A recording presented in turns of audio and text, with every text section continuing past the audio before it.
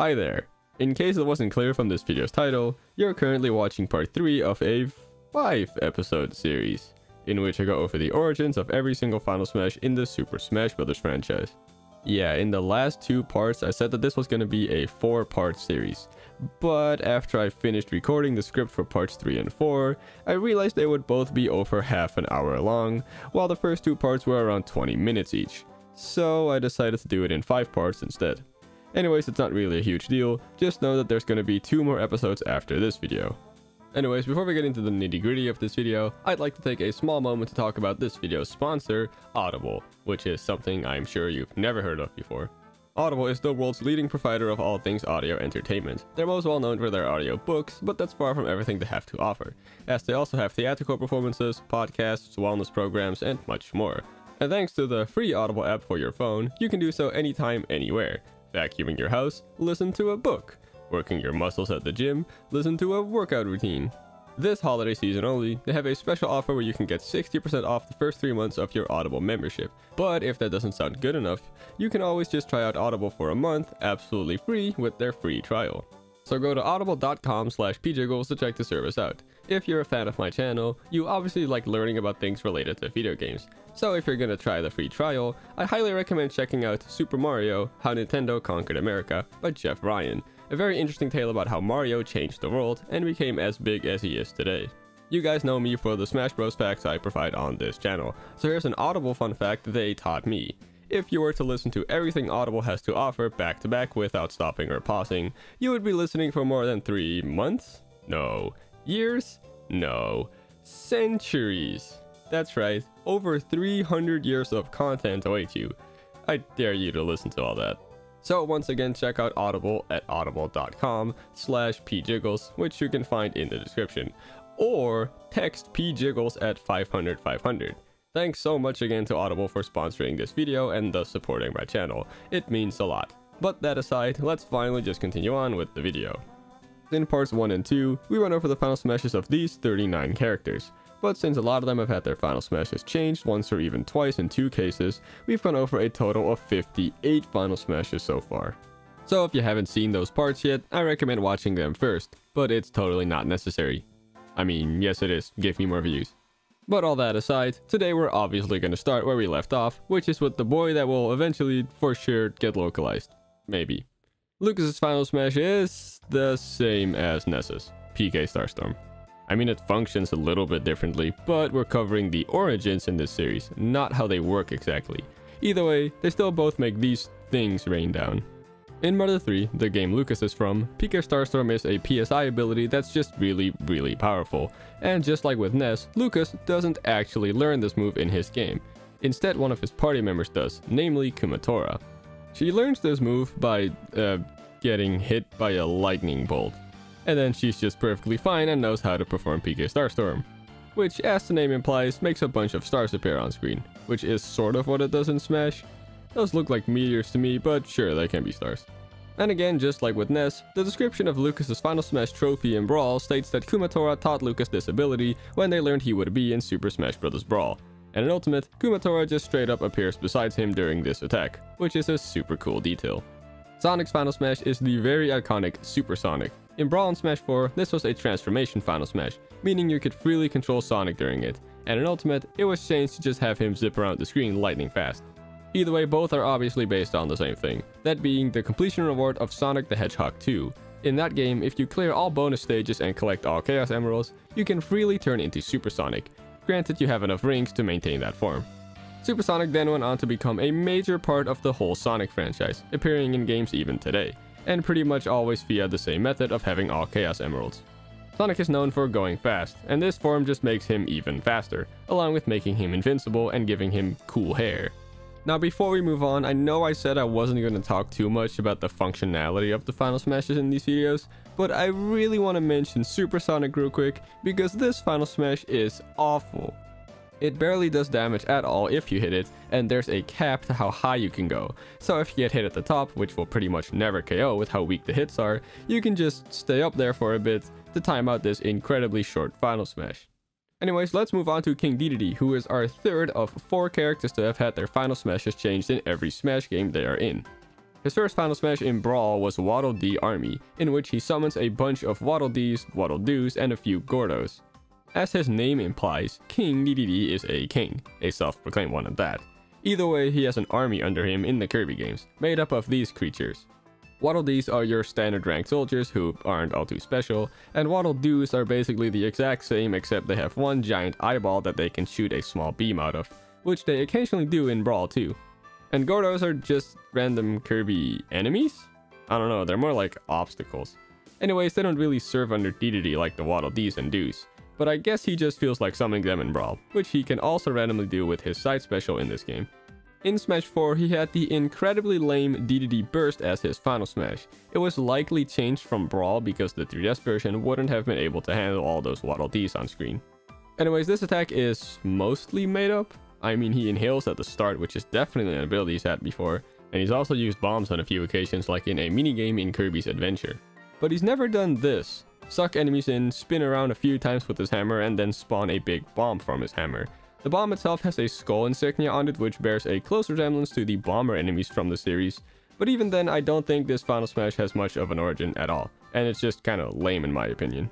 Luckily, his new and improved Final Smash in Ultimate is DD Rush. The name is made up, but that's fine because this Final Smash is just awesome. He turns into Masked Dedede, which is really just him putting on a mask, slams you against some cage walls, fires missiles at you, and then does this very hard hammer attack in your face against that cage.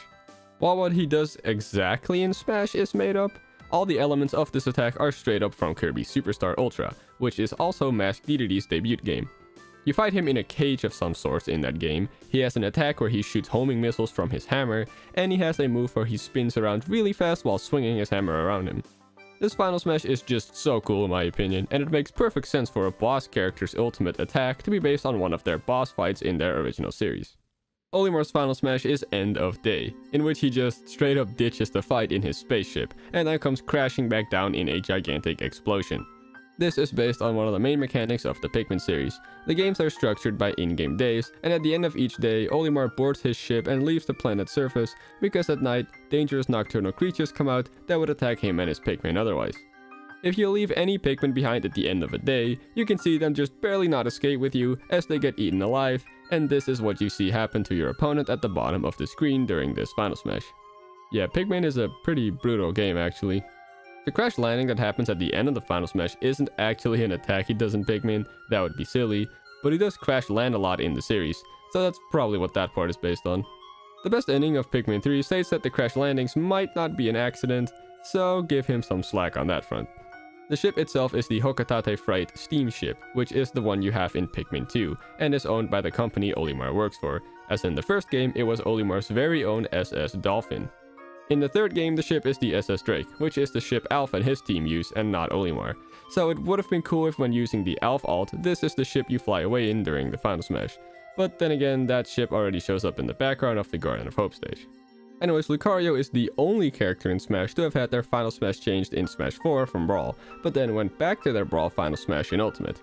I guess you could say Charizard also has this quality, but they were only a solo character in Smash 4, so personally I wouldn't count it. Anyways, in Brawl and Ultimate, Lucario's Final Smash was Aura Storm, which surprisingly isn't a move at all in Pokemon. You know Aura, the blue stuff that Lucario attacks with in Smash? Yeah, they just shoot a big beam of that stuff in their Final Smash. So it's not based on an actual attack from the Pokemon series, but more just so on the fact that Lucario fights with Aura. There's a small difference in this Final Smash in Ultimate compared to Brawl, and that's that he turns into Mega Lucario during it. It's only a visual difference, but at least it's something. Now in Smash 4, their Final Smash was Mega Lucario, just a transformation Final Smash where they get ultra powerful for a bit, because in Smash, their main mechanic is getting stronger. Contrary to very popular belief, this Final Smash doesn't put them at the max aura level, instead it just makes all their attacks do 1.8 times their normal damage. In Smash 4, when Lucario is at max aura, which is at 190%, their attacks will do 1.7 times their normal damage, so their Final Smash just makes them a tiny bit stronger than max aura. Anyways, this Final Smash is just simply based on Lucario's Mega Evolution in Pokemon. It makes perfect sense for this to be the Final Smash, since Mega Lucario is pretty much the face of Mega Evolution as a whole, since in Pokemon X and Y, the game Mega Evolution debuted in, your first time seeing Mega Evolution is in a fight against a Mega Lucario, in which you're forced to also use a Mega Lucario. I don't really have much more to say about this Final Smash, which is why I primarily focused on the fun fact about the stats misconception in Smash 4. Okay, so now it's time to talk about R.O.B's Final Smash origins, right? Not really. R.O.B is our fourth and last character to have had their Final Smash change in every Smash game they're in, so obviously I'm gonna be talking about him for a long while, right? Again, not really.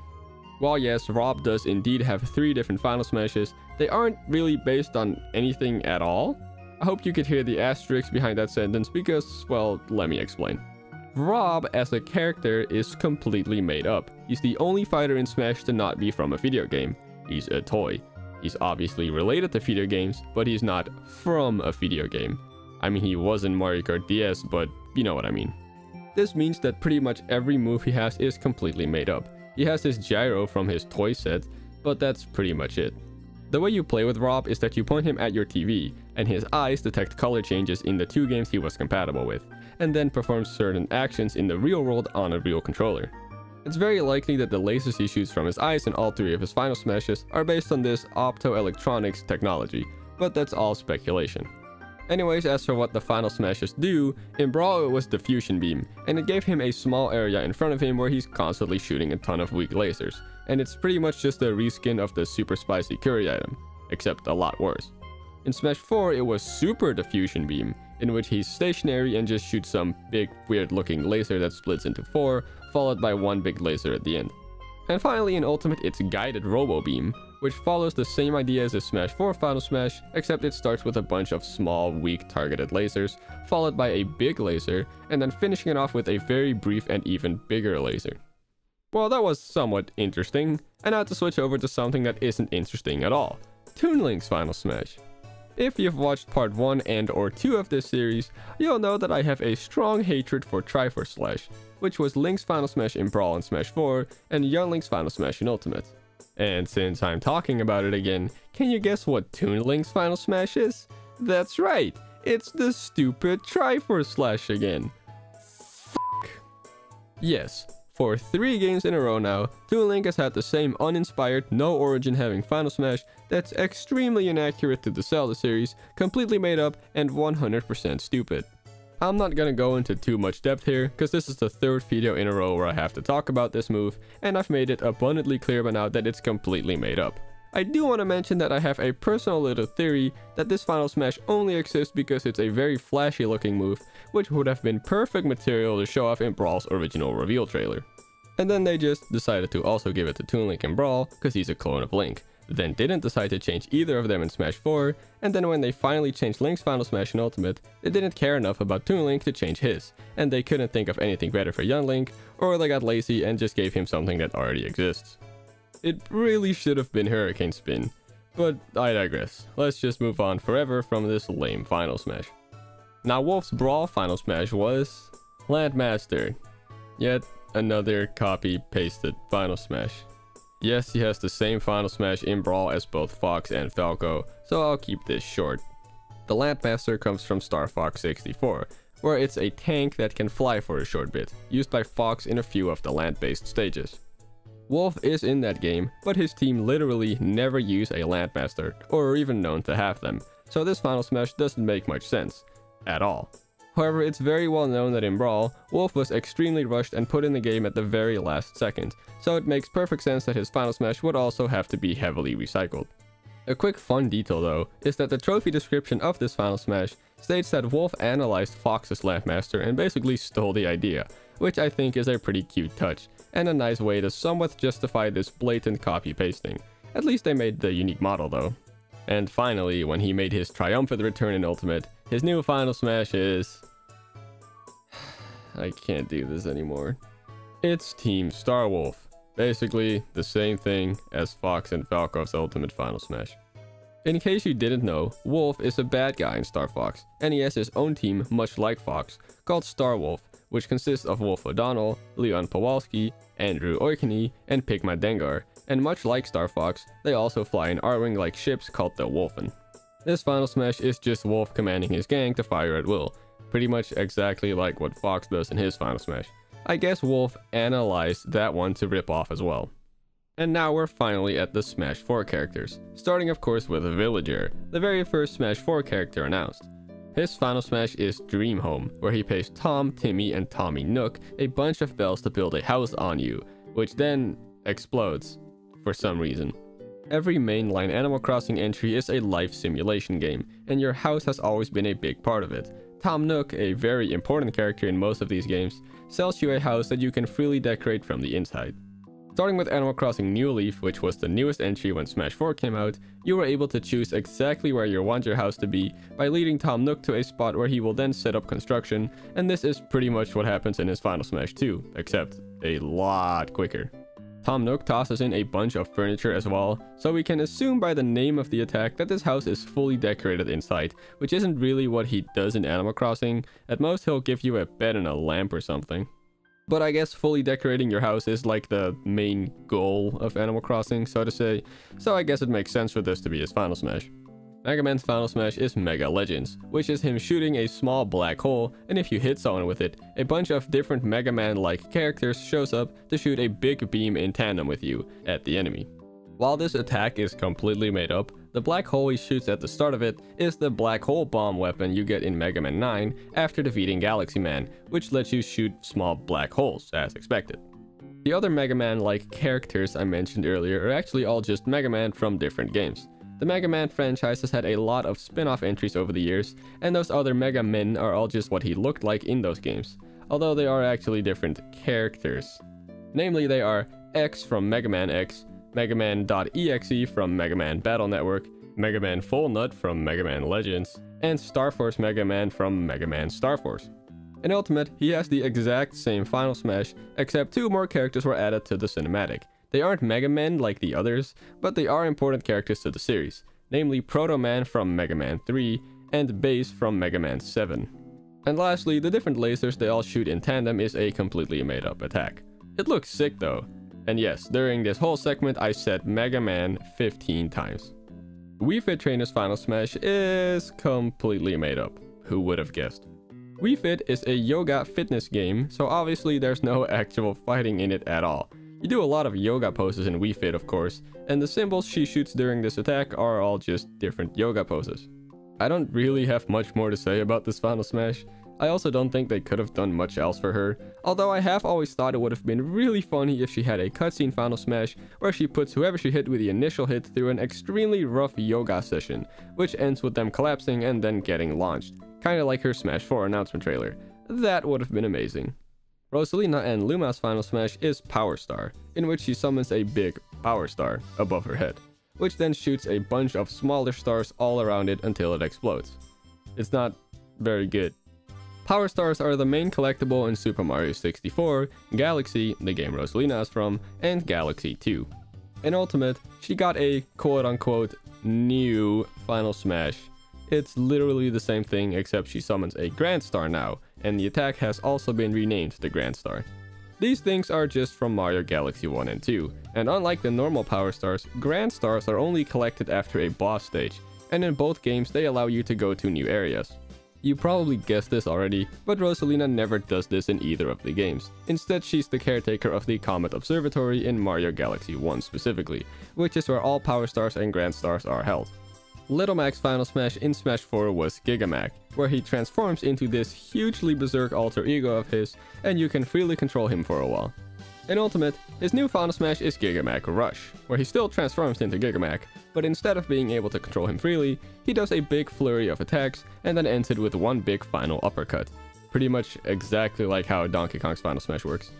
Either way, they are both obviously based on the same thing, that being the Little Mac transformation from Punch-Out for the Wii. In the multiplayer mode of that game, both players control Little Mac, but one at a time can transform into Gigamac after landing enough specific punches, which, just like in Smash, is just a bigger and stronger version of Little Mac. Our favorite Water Ninja Frog Pokemon's final smash is Secret Ninja Attack, where he launches you in the air and then performs a secret ninja attack of sorts, which is just him teleporting around you a bunch while consistently striking at you before smashing you back down to the ground. With a name this generic, it's obviously not based on a move from Pokemon. However, the mat Greninja uses to launch you in the air at the start is a tatami mat, which is one of those mats you often see in Japanese-styled rooms like these. This actually is based on a Pokemon move. namely Mat Block, also known as Tatami Flip in Japan. Greninja was the only Pokemon able to learn this move in Generation 6, making it one of their signature moves, until this thing was also able to learn it in Generation 7. The attack that follows afterwards is completely made up, but the moon that shows up in the background is likely just based on the idea that ninjas often hide under the darkness of the night, since, you know, Greninja is based on a ninja. In Ultimate, this final smash was kept the exact same except that Greninja now transforms into Ash Greninja during it. This is a special form of Greninja that doesn't actually come from one of the games, but rather the Pokemon anime. In said anime, Ash, who I'm sure you know who that is, had a Greninja, and through the power of friendship, yes really, he was able to turn into Ash Greninja, which is basically just a super powerful form of Greninja that has some kind of special bond with Ash, which also makes them feel each other's pain. Ash Greninja would later appear in the games, since the special demo for Pokemon Sun and Moon gave you a Greninja with the ability Battle Bond, which allows it to transform into Ash Greninja, and you were also able to transfer this special Greninja to the full version of the game later when it came out. Quick fun fact before we move on, Greninjas with the ability Battle Bond are always male and cannot be female, meaning that even though Greninja is a Pokemon without a visual gender difference, we know that the Greninja in Smash specifically is male because he can transform into Ash Greninja. I just thought this was an interesting way to find out, so I wanted to share this piece of useless information. It is in my blood after all to do so. And that, my friends, is all for now. Even though we only went over 6 Smash 4 characters in this video, I hope it's already clear by now that they really upped in quality in that game compared to Brawl. Next time we'll finish up the rest of the Smash 4 characters, so if you haven't been convinced that they got better, hopefully you will be by the time you watch that video. And we'll even get to start on the Smash Ultimate characters a little bit, which actually really blow the Smash 4 Final Smashes out of the water, so please look forward to that video. Once again, I don't want to keep this segment too long in case you're watching these videos back to back, so I'll just say that I hope to see you in the next part. Subscribe if you haven't already to make sure you catch it as soon as it goes up, and leave a like and a comment if you enjoyed this video. I'd really appreciate it. Until then, have a great rest of your day.